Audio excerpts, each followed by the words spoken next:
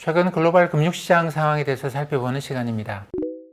최근 글로벌 금융시장도 금리에 굉장히 예민하게 움직이는 그런 시장입니다. 지난주에도 전반적으로 글로벌 주식시장의 주가가 출렁출렁 몇 번을 했었죠.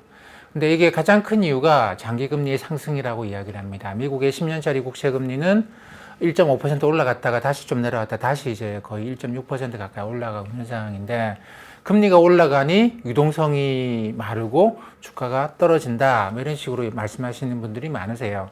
근데 실제로는 그렇지 않습니다. 조금 더 깊게 들여다보면 지금 글로벌 주식시장에서 나타나는 현상은 뭐냐면, 그동안 많이 올라갔던 주가가 혁신 기업들의 주가가 떨어지고 꽤 많이 떨어져요. 테슬라 같은 경우에는 최근에 2월 초가 아마 고점이었을 겁니다. 900불 정도에서 거의 한 33% 정도가 떨어졌어요.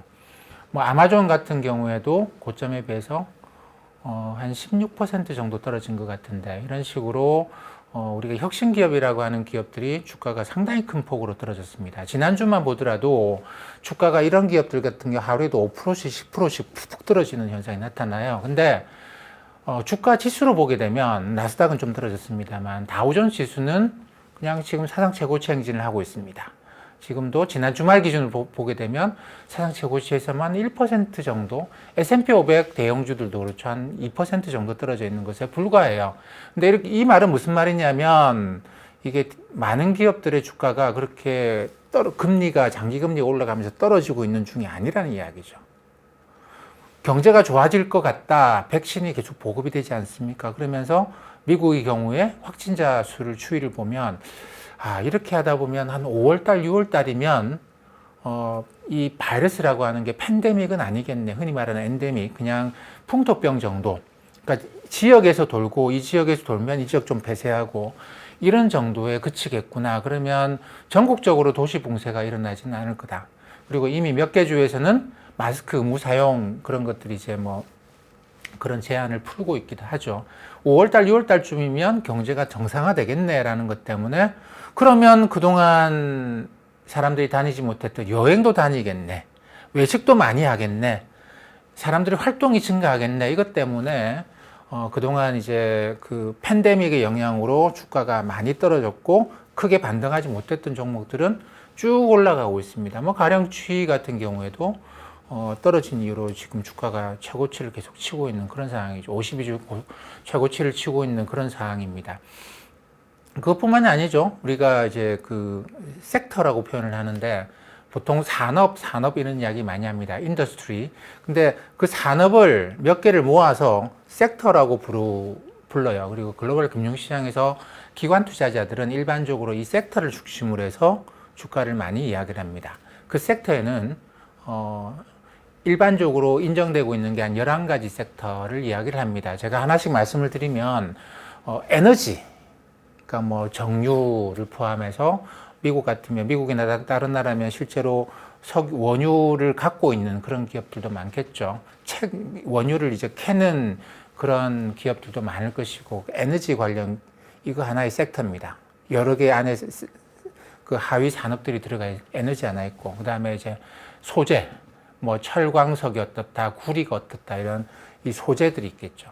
그 다음에 산업재, 1번, 2번, 세 번째 섹터, 산업재 섹터가 있습니다. 여기는 우리가 뭐 이야기하는 기계 만든다, 뭐 조선소다, 뭐 또 아니면 건설업이다, 뭐 이런 식의 일반적으로 기업들이 그 눈에 보이는 투자하는 그런 경우에 들어가는 것들이 많습니다. 물론 뭐 운송, 항공 운송도 여기 들어가겠죠. 산업재. 요거는 우리 소비자들하고는 거의 관계가 직접적으로 없는 그런 것이 되겠죠. 그 다음 소비자들하고 직접 관련되는 걸로 필수 소비재, 자유 소비재, 헬스케어, 뭐 금융 이런 것들이 있습니다. IT 이런 것들이 있겠죠. 필수 소비재는 뭐 사람들이 뭐 일상적으로 먹고 사는데 필요한 음식료, 이런 게 대표적인 것이고, 담배도 여기 아마 들어갈 겁니다. 그 다음에 이제 자유 소비재, 이거는 내구 소비재, 뭐 이런, 또는 경기가 좋고 나쁨에 따라서 소비를 늘렸다가 줄였다가 하는 자동차, 뭐 이런 것이 되겠죠. 우리가 뭐 집에 컴퓨터 산다, 뭐 텔레비전 산다 이럴 때 경기가 안 좋고 내가 해고의 위험이 있다고 생각되면 지금 바꾸진 않죠. 근데 이제 경기 좋아지고 내가 월급이 올라가고 그러면 바꿉니다. 지금 뭐 앞으로 한 2, 3년 더 쓸 수 있다 그래도 바꾸죠. 이렇기 때문에 이거는 자유소비재 또는 경기소비재, 경기에 따라서 소비를 늘렸다가 줄였다가 뭐 이러는 범주입니다. 그 다음에 이제 헬스케어, 뭐 저기 제약이나 바이오 이런 것들 헬스케어라고 부르죠. 그 다음에 금융, 우리가 잘 알고 있는 은행, 증권, 보험 이런 것들이 금융을 형성합니다. 우리 소비자들하고 많이 연결되어 있는 것이긴 하죠. 그 다음에 이제 IT, 우리가 잘 알고 있는 IT, 뭐 하드웨어 쪽도 있고 소프트웨어 쪽도 있습니다. 뭐 아마존, 구글 이런 애들은 주로 아마존은 뭐 이쪽에 이제 IT로 넣지 않고 통신 미디어, 그러니까 이게 그 판매와 유통과 관련된 영역을 좀 빼놨는데 뭐 마이크로소프트니 뭐 구글이니 이런 회사들은 이제 이 소프트웨어 쪽이 될 것이고 삼성전자다, 대만의 TSMC다, 뭐 인텔이다 이러면 이거는 하드웨어 쪽이 될 거고 그렇겠죠. 그 다음에 뭐 그 통신 미디어, 그 우리가 뭐 지금 이동통신 회사들, 그 다음에 뭐 아마존과 같은 이런 통신을 기반으로 유통업을 하는 이런 회사들이 여기 통신 미디어에 들어가 있고, 그 다음에 유틸리티라고 하는 거는 전력 또는 가스 이런 뭐, 그 다음에 상하수도 이런 것들을 일반적으로 미국 사람들이 유틸리티라고 표현하잖아요. 이걸 유틸리티 섹터라고 부릅니다. 그리고 부동산 섹터 이렇게 있겠죠. 11개의 섹터를 쭉 놓고 보면 최근에 주가가 다 떨어지느냐, 이걸 다 떨어지느냐, 이 섹터 단위로 주가가 어떻게 움직이는가를 놓고 봐야 되는데 에너지 섹터 최근에 주가가 굉장히 많이 올라가요.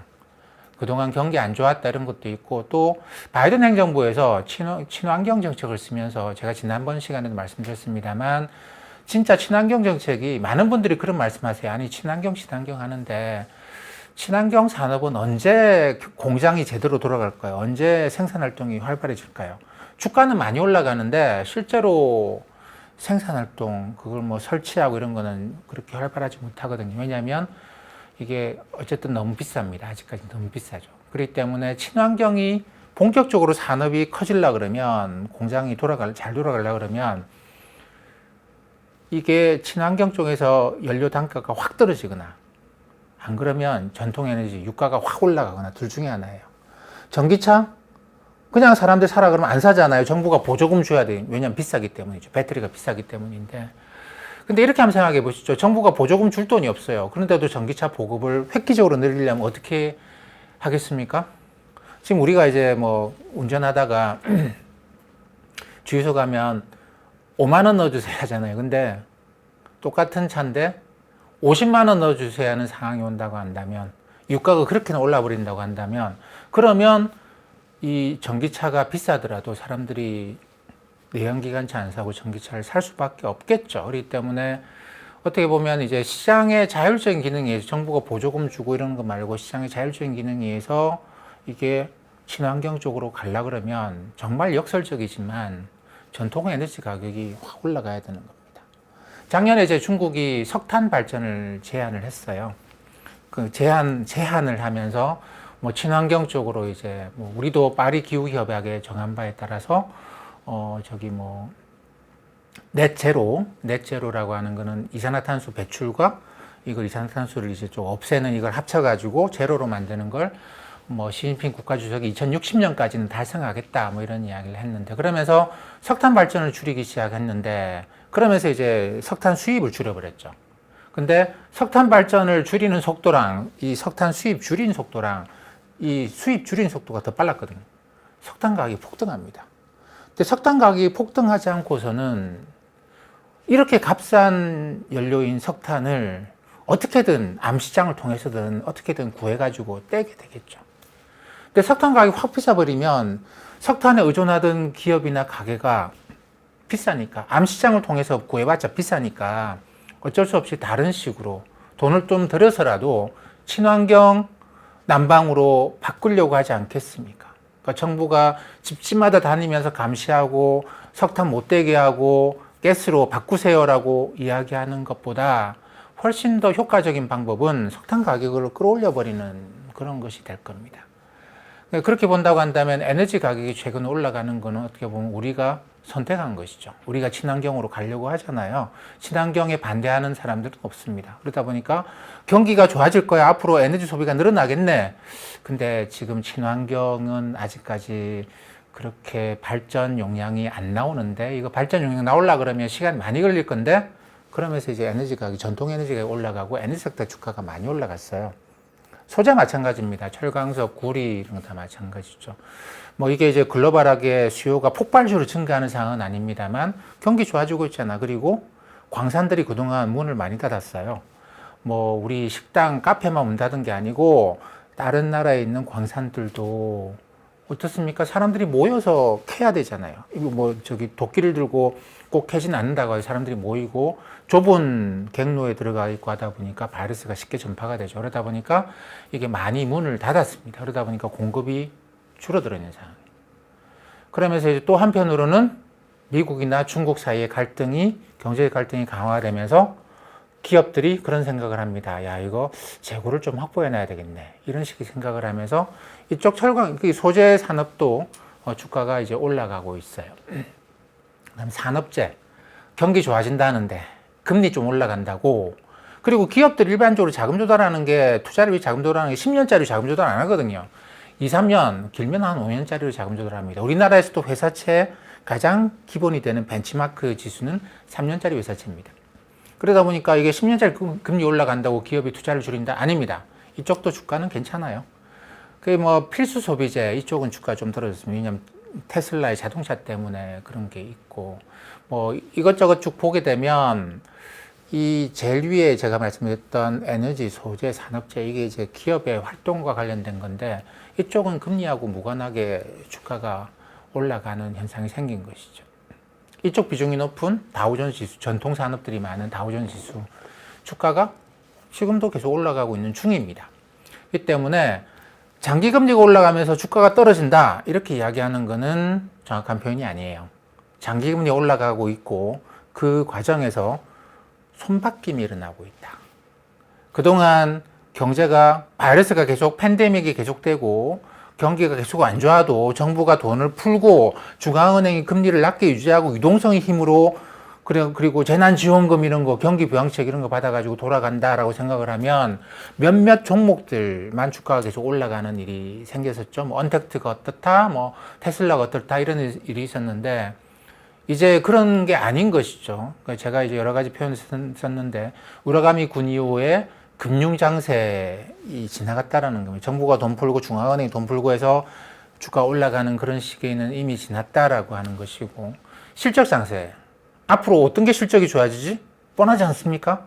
뻔하지 않습니까? 정부가 재난지원금 쓰고 그동안 사람들이 소비를 못하고 돈은 안 쓰고 꽤 남겨뒀어요. 미국의 가계 저축률이 원래 뭐 한 달에 100만 원, 세금 빼고 100만 원 다 받았다. 100만 원 받으면 그 중에서 미국 가계는 5만 원 저축했었거든요. 근데 이 팬데믹 이후로 정부가 지원금까지 더 줬어요. 그래서 100만 원보다 더 받았는데 저축률이 15%까지 올라갔습니다. 지금도 10%가 넘어요. 그러니까 그동안의 저축률과 비교해보면 획기적으로 저축률이 높아서 돈을 쌓아두고 있다는 이야기죠. 뭐 하려고? 텔레비전 냉장고 사려고 쌓아둔 게 아니고, 자동차 사려고 쌓아둔 게 아니고, 팬데믹 끝나면 여행 가려고 쌓아뒀겠죠. 그때 여행 가려고. 그러다 보니까 이제 우리가 이걸 보게 되면 가계 소비 능력은 꽤 좋아요. 거기다 지난 주말에 뭐 1조 9천억 달러 경기부양책이 통과가 됐습니다. 또 개인들한테 우리 돈으로 한 140만 원씩 준대요. 소득이 뭐 우리 돈으로 9천만 원, 연간 9천만 원 안 되는 사람들한테는 뭐 140만 원 정도씩 준답니다. 또 이 돈 가지고 뭐 하겠습니까? 여행을 다니겠죠. 자동차 냉장고 사는 것보다 아마 여행 다니게 될 겁니다. 그러다 보니까 사람들의 이동성이 강화되고, 그러면 그동안 1년 동안 이동성이 떨어져서 언택트 이런 걸로 중심으로 왔던 주가의 상승, 주가가 이제는 손바뀜이 일어나는, 그러니까 장기금리 올라간다라는 건 그런 겁니다. 야, 이제 사람들이 본격적으로 움직이면서 산업이 돌아가고 경제가 그동안 언택트나 몇몇 IT 중심으로 가던 게 전체적으로 확산되겠구나. 이런 것 때문에 장기금리 올라가겠죠. 그렇기 때문에 주가가 다 떨어지는 게 아니에요. 손바꿈이 일어나는 그런 과정이다라고 봐야 됩니다. 주가가 다 떨어지려고 그러면 장기금리가 올라가는 걸로 되는 게 아니고요. 장기금리가 떨어집니다. 경기가 침체 국면으로 가면 모든 종목들이 다 떨어지고 그렇게 되면 어떻겠습니까? 장기금리가 떨어지겠죠. 그렇기 때문에 장기금리가 올라가는 과정에서 모든 종목들이 다 떨어진다? 물론 일시적으로 그럴 수는 있어요. 5%, 10% 조정은 늘 있는 일이니까 그 정도는 그럴 수 있습니다만 지금 미국 주식시장에 나타나는 현상, 그리고 우리나라도 마찬가지로 전 세계에 나타나는 현상은 이게 장기금리 올라가면 전체 종목이 다 떨어지는 게 아니고 주식시장의 손바뀜, 그동안 올라갔던 종목들 이게 이제 어떤 경우 좀 많이 떨어지기도 했어요. 많이 떨어지기도 했는데 이게 이제 좀 쉬어가는 그런 걸로 봐야 되고, 그러니까 종목 사이에 차이는 극심합니다. 어떤 기업들은 야, 얘밖에 없어. 앞으로 얘밖에 없을 거야 라고 했는데 다른 기업들이 따라오는 거 보니까 다른 기업들도 이만큼 하는 것 같은데 그러면 얘랑 이 기업이랑 이 기업의 주가 차이가 왜 이렇게 크지? 그럼 나 이거 팔고 이거 사야지. 이런 움직임이 최근에 많습니다. 그리고 최근에 주가가 많이 떨어진 종목들은 대체 그러니까 그거밖에 없다. 이 기업만 혁신 기업이다 생각했는데 다른 기업들도 이거 할 수 있네? 라고 하는 게 밝혀지면서 이거 팔고 이거 사면서 주가 하락이 좀 크게 나타나는 것이지 장기금리 때문은 아니다라고 봐야 됩니다.